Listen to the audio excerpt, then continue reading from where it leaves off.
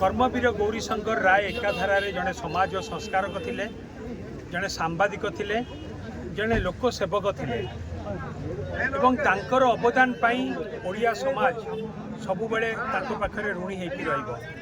प्राक स्वाधीनता समय जेतेबेले टीवी नथिला, खबर कागज भी नथिला, सेतेबेले उत्कल दीपिका जरिया आमे स्वाधीनता पूर्वरु सरकार पाखरे लोकों कथा को उपस्थापन करिबारे मुख्य भूमिका नहीं कर्मवीर गौरीशंकर राय एवं तांको द्वारा अनेक पुस्तक मध्य रचना करा जायछि एवं ता सहित मध्य उत्कल साहित्य समाज पाई तांकर अवदान अतुलनीय।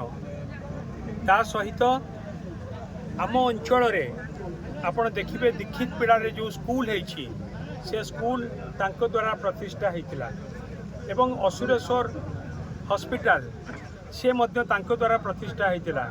कटक रे टाउन हॉल तांको द्वारा मध्य प्रतिष्ठा होता।